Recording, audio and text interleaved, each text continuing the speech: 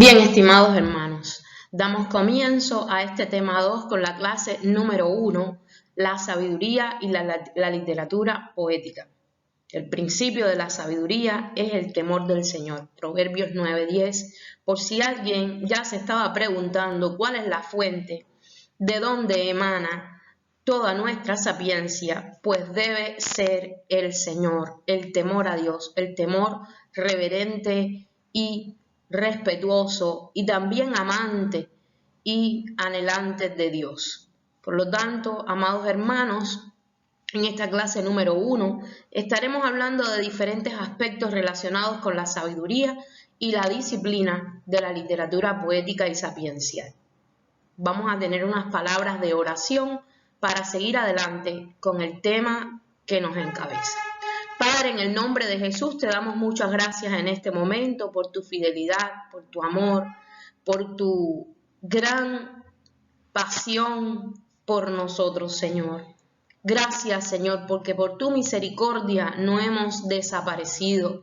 Gracias por tu perdón y por tu ayuda diaria hacia nosotros, Dios. Ruego por cada estudiante sea bendecido, sea lleno de tu presencia, lleno de tu Espíritu Santo y tu gracia sobre su vida. En el nombre de Jesús, amén.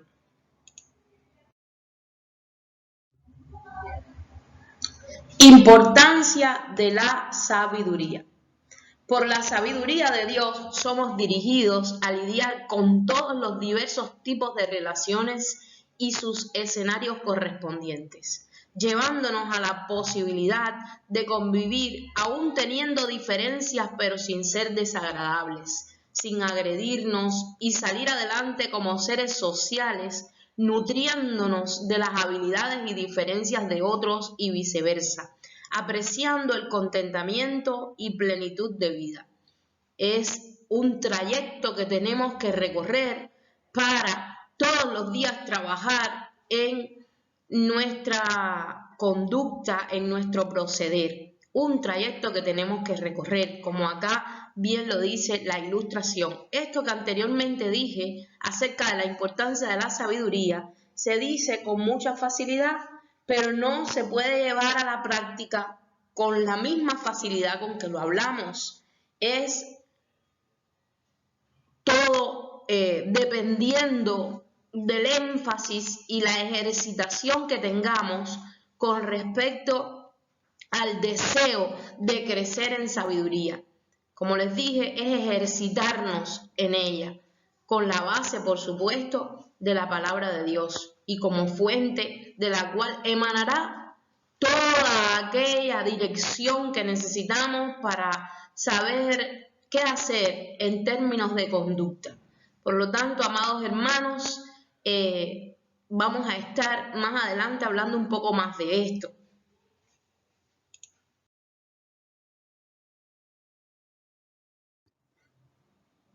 Sofía es el significado, es la palabra en griego que significa sabiduría. Ya ven acá que lo saqué del léxico analítico del Nuevo Testamento en griego. Y el significado me llamó mucho la atención porque habla por sí solo. En términos generales, es la habilidad de usar el conocimiento para proceder con un correcto comportamiento.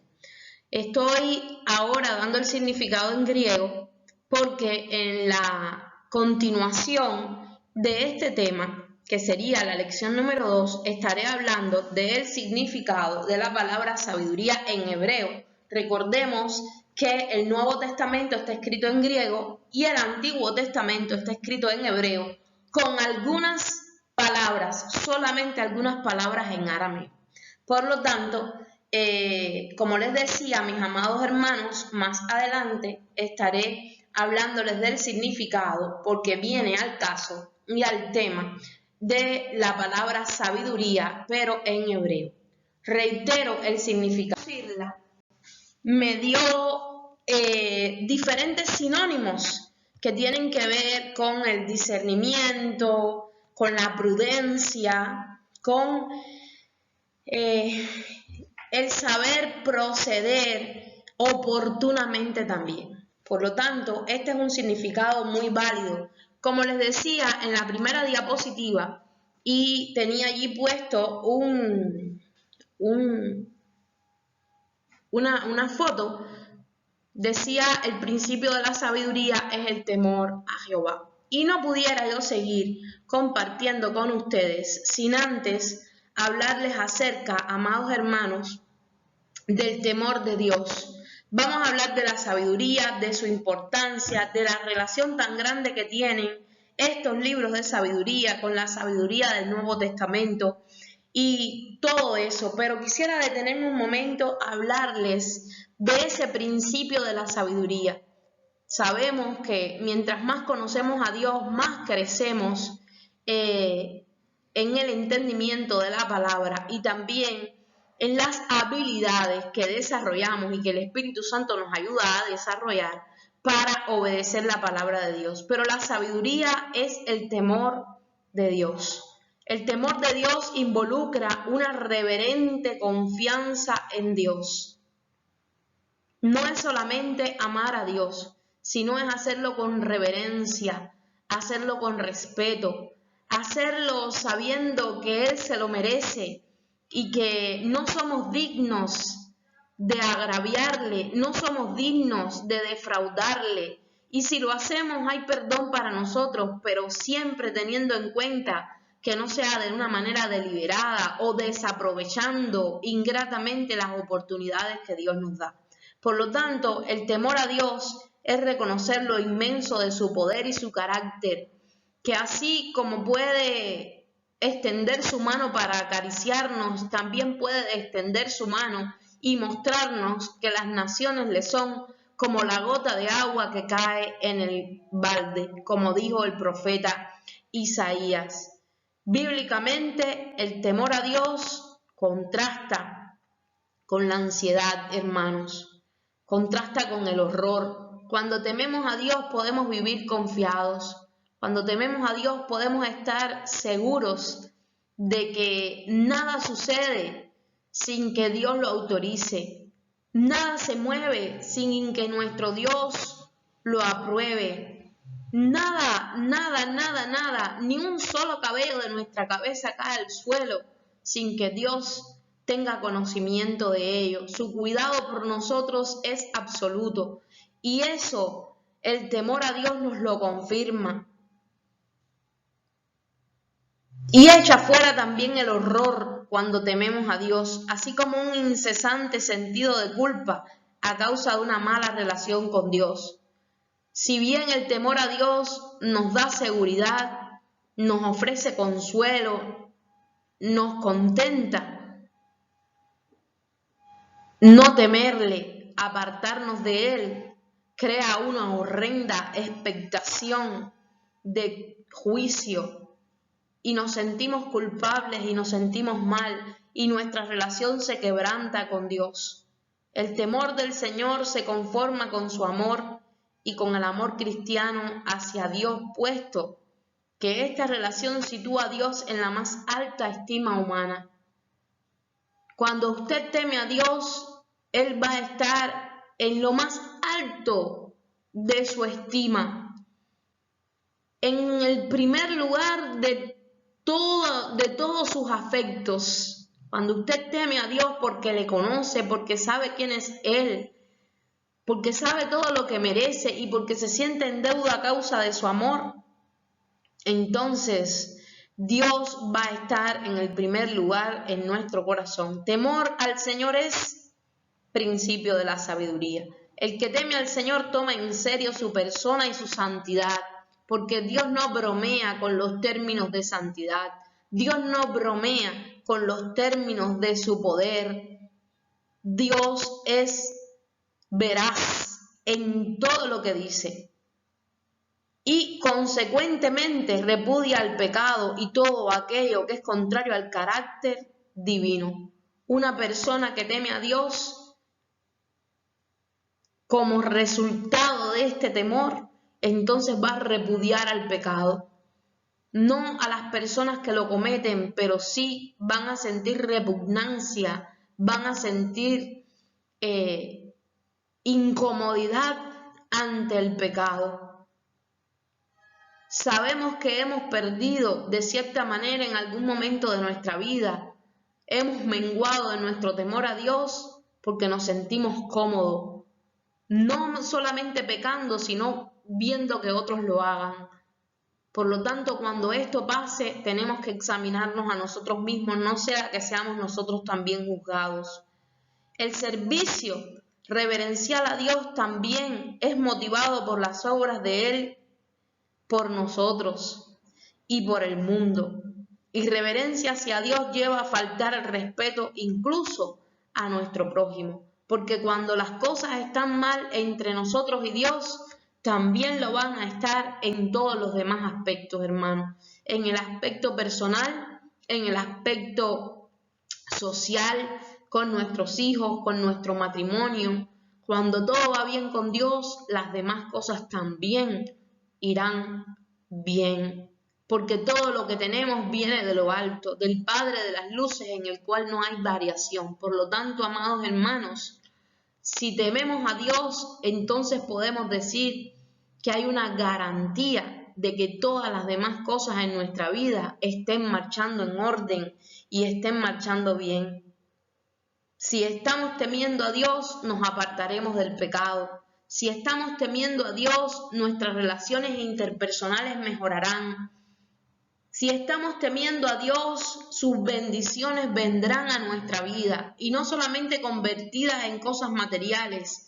Hay muchas cosas que no podemos comprar, que el dinero no puede comprar y que son grandes bendiciones de Dios. Si estamos temiendo a Dios, entonces podemos decir que Él se siente complacido con nuestro afecto y con nuestro amor. Y si tememos a Dios, también entonces, hermano, podemos decir que somos personas que estamos caminando en sabiduría y que estos estudios que vamos a comenzar nos van a servir como un complemento.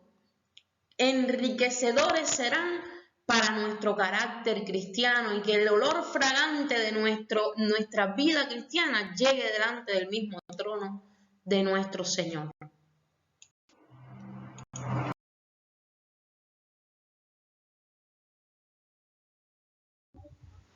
Porque a lo que Dios le presta atención, deberíamos nosotros prestarle atención igualmente. Porque cuando estudiamos los temas de sabiduría en el Nuevo Testamento, descubrimos lo íntimamente relacionados que están con los escritos acerca de este tema en el Antiguo Testamento. Todos están llenos, la Biblia está llena de conexiones. Todos los libros se conectan unos con otros. Todos los temas se conectan unos con otros. No hay nada incoherente en la palabra de Dios. No hay nada fuera de lugar en la palabra de Dios. Y por eso es que decimos que el Nuevo Testamento, refiriéndose a la sabiduría, se conecta directamente con el Antiguo y coinciden en todos los aspectos del tema. Por ejemplo, no se puede estudiar la epístola de Santiago a las tribus de la diáspora sin que nos lleve directamente al análisis al libro de los Proverbios de Salomón. Tienen una serie de coincidencias estos dos libros, tanto la epístola del apóstol Santiago como el libro de Salomón, que es impresionante, es una riqueza totalmente, porque incluso ha sido hasta llamada la epístola de Santiago el libro de los proverbios del Nuevo Testamento, por las coincidencias dichas de otra manera, pero con los mismos énfasis de los temas que trata Santiago, al igual los trata Salomón en su libro. El Antiguo Testamento y la sabiduría. El estudio del tema de la sabiduría y su importancia. En el Antiguo Testamento encontramos la base de lo que se escribiría después. Fue una herramienta usada por nuestro Señor Jesucristo para mostrar un camino aún más excelente, citándolo reiteradamente para demostrar el anuncio profético de su venida por los profetas y salmistas. Los escritores del Nuevo Testamento tuvieron muy en cuenta el Antiguo Testamento y en reiteradas ocasiones vemos en los escritos del apóstol Pablo del apóstol Pedro y los demás escritores del Nuevo Testamento sus referencias a los textos de los Salmos y otros eventos del Antiguo.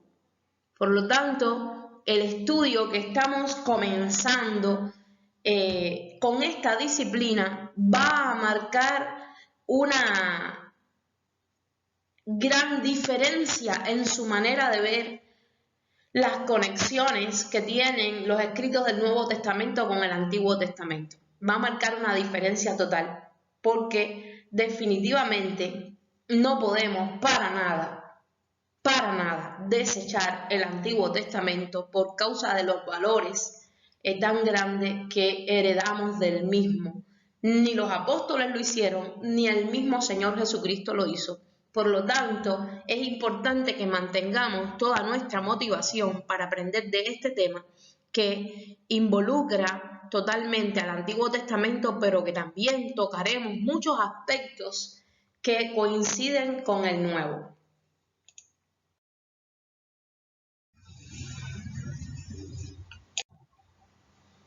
Ahora bien, estas conexiones, que acá vuelvo a ilustrar la palabra y la pongo en un término de la Biblia y la relación entre el Antiguo y el Nuevo Testamento, le sirven al estudiante para poder entender por qué es importante estudiar los libros de sabiduría que aparecen en el Antiguo Testamento. No podemos estudiar el Nuevo Testamento sin tener en cuenta el Antiguo. Eso es imposible, hermano. De hecho, les voy a poner un ejemplo sencillo. Cuando usted lee la epístola a los Hebreos, usted tiene que obligatoriamente en algún que otro momento ir a las referencias de todo lo que menciona esa epístola en el Pentateuco y en el Antiguo Testamento, pero más específicamente en el Pentateuco, en los 5 primeros libros de la Biblia, porque todo lo que habla la epístola a los Hebreos está directamente relacionada con las ceremonias, rituales y situaciones de culto de los judíos en el Pentateuco. Por lo tanto, hermanos amados, sería como querer construir una escalera sin tener en cuenta los cimientos fundacionales si dejamos fuera el Antiguo Testamento a la hora de estudiar la Escritura.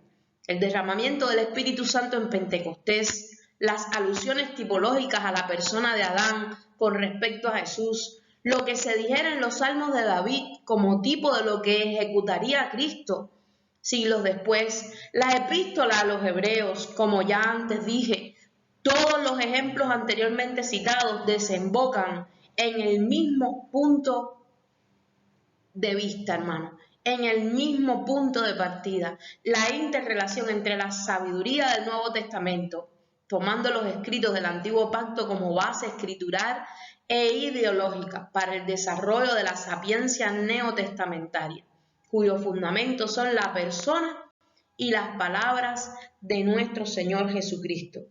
Por lo tanto,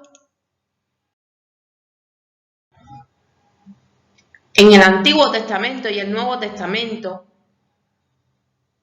y la escritura sapiencial en ambos. El estilo sapiencial lo vemos reflejado continuamente en los escritos del Nuevo Testamento. Allí vemos a un Jesús que hacía uso de los proverbios para poder enseñar con estas frases cortas, pero con un profundo significado a las multitudes o a los individuos que le seguían. Porque donde esté vuestro tesoro, allí también estará vuestro corazón. Mateo 6:21, de esta verdad tan pequeña, tan aparentemente insignificante, se desprende una gran verdad de vida. Y es que Jesús, para decirles a ellos que lo que primero tuvieran en su corazón, lo que estuviera pujando por sus afectos en su corazón, sería lo que más ellos valorarían. Por lo tanto, si Dios no era lo primero en sus vidas, pues tampoco sería lo que más valorarían, porque todos los que tomen espada, a espada perecerán. ¿Verdad que sí? Esto se parece mucho, este dicho se parece mucho a uno que empleó Salomón en el libro de los Proverbios cuando dice: el que cava foso caerá en él. Y otros proverbios también similares que aparecen en el libro de Eclesiastés referente a este tema específicamente de la siembra y la cosecha, etc. Por lo tanto, amados hermanos, Jesús también relacionó la sabiduría con sus dichos, por supuesto, en todo lo que dijo, pero acá estamos estudiando más detenidamente. Jesús enseñó haciendo gala de la sabiduría que caracteriza a Dios. Abundancia de parábolas, símiles, metáforas, paradojas, proverbios, entre otras figuras literarias que encontramos en los evangelios.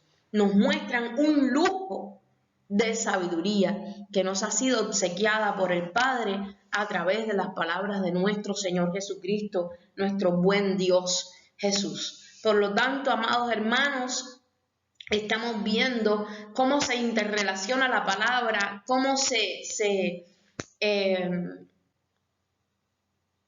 armoniza la palabra de Dios cuando lo estudiamos. Aparentemente, algo que pensamos que es solamente del Antiguo Testamento, pues ahora estamos viendo cómo hay un eco, una repercusión de esa enseñanza en el Nuevo también, dándole, por supuesto, reitero, énfasis a la importancia del tema que estamos tratando. Salomón y Santiago también tienen puntos de coincidencia. La epístola del apóstol Santiago ha sido llamada por algunos estudiosos el libro de Proverbios del Nuevo Testamento.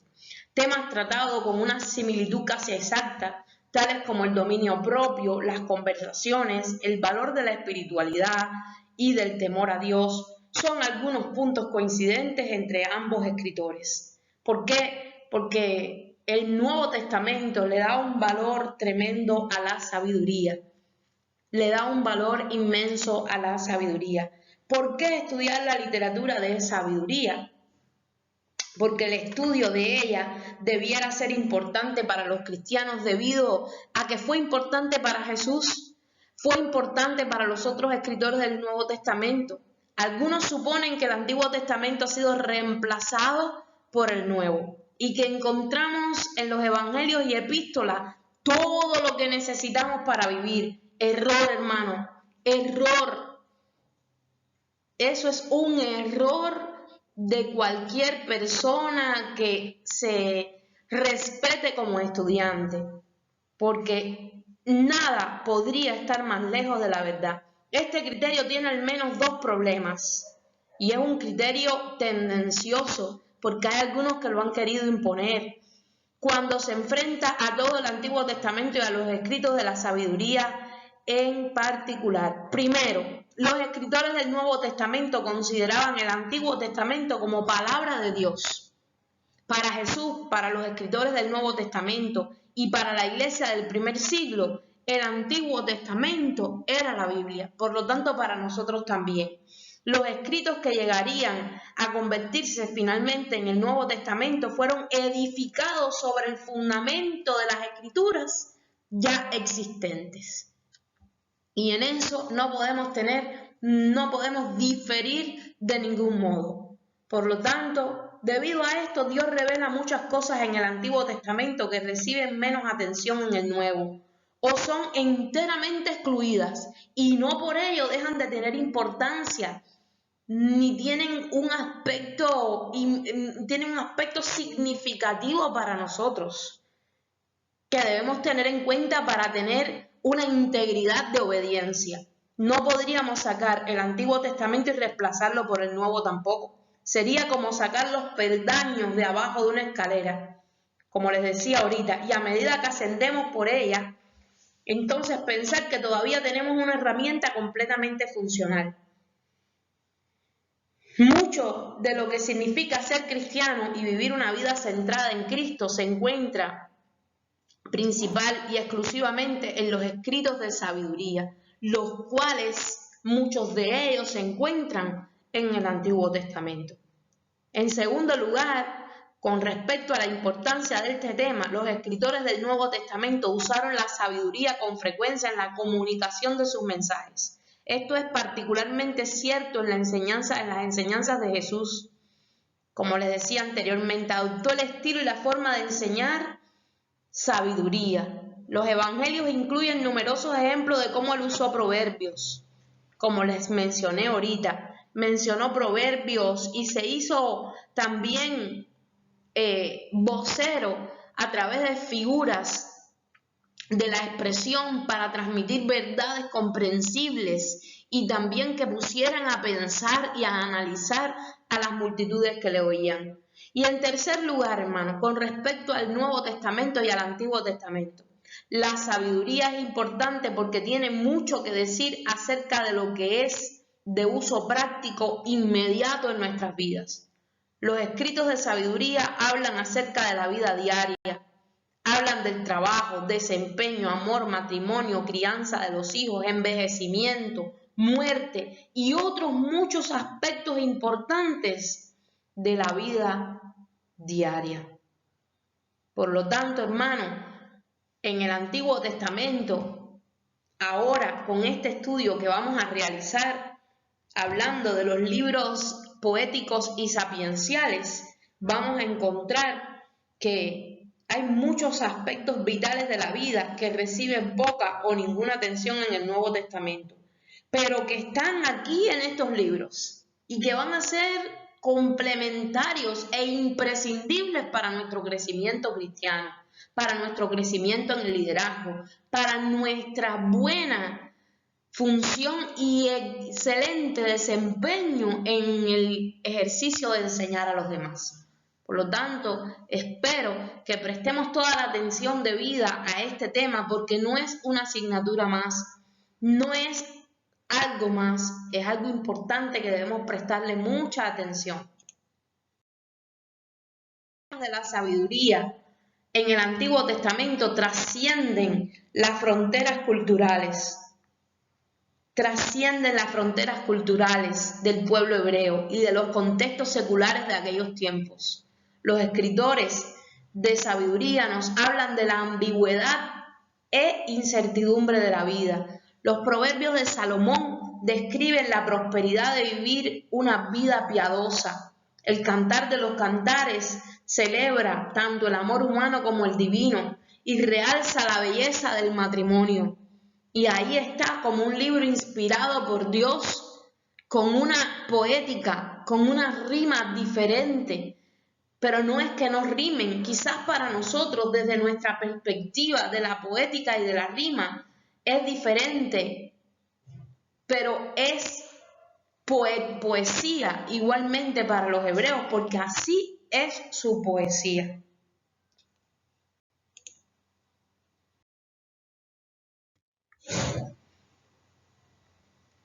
Job y Eclesiastés nos exponen las consecuencias de las desigualdades de la vida, temas como el sufrimiento de un justo, la justicia de Dios y el significado de la enfermedad y muerte son valientemente confrontados por estos escritores.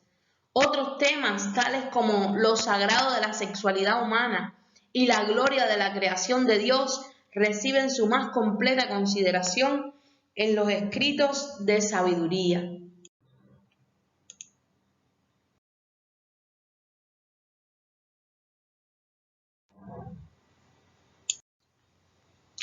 Los textos de sabiduría plasmados en el Antiguo Testamento, la literatura de sabiduría también explora un número importante de preguntas vitales de la vida que reciben poca o ninguna atención en el Nuevo Testamento, como antes les dije.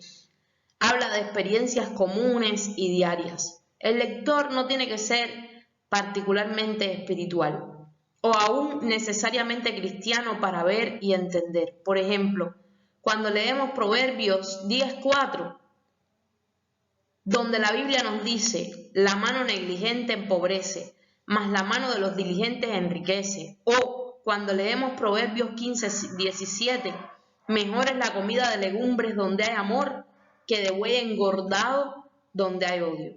Escuchamos verdades válidas tanto para creyentes como para no creyentes, y poseen una verdad en cada cultura y contexto a través del mundo, en cualquier punto de la historia.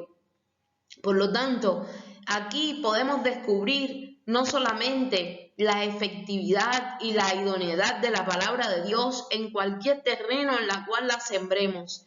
Ella produce fruto porque es efectiva en cualquier sociedad. La palabra es efectiva en cualquier sociedad, es entendible por cualquier persona, no importa su grado cultural.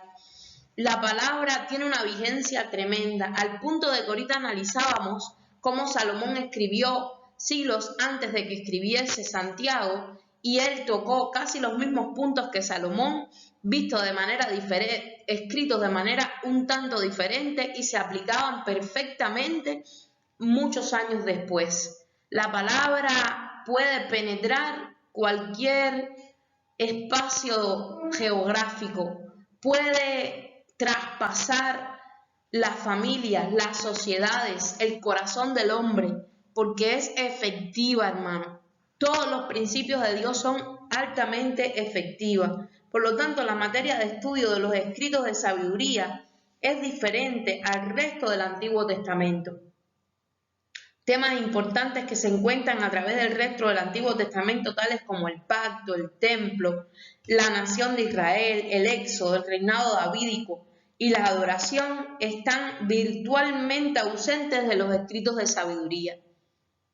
Cuando leemos estos libros y cuando analicemos estos libros nos daremos cuenta que distan mucho de los relatos encontrados, de las genealogías escritas, de los eventos históricos mostrados en el Pentateuco, mostrados también en Primero de Reyes, Segundo de Reyes, Primero de Crónicas, Segundo de Crónicas, Primero de Samuel, Segundo de Samuel. Dista mucho de la corte de un rey, del palacio donde estaban los súbditos, del terreno de batalla donde iban los guerreros de David, de la onda que mató a Goliat, de los que deshonraban a Dios quemando fuego extraño dentro del templo. Todas aquellas historias, de ahí, hermano, a estos libros que están también dentro del Nuevo Testamento, vemos que nos adentramos en un terreno completamente diferente. Salimos de la élite, salimos de lo más renombrado, relucido dentro de la historia del pueblo de Israel y venimos a aterrizar totalmente en las personas comunes, en el diario vivir, porque la sabiduría nos lleva a aterrizar en nuestro diario vivir, a ya no vernos solamente en sociedad, sino a analizar nuestra conducta como individuos, a mejorarla, a enriquecerla y a aportarle también a nuestra sociedad con los principios aprendidos bíblicos.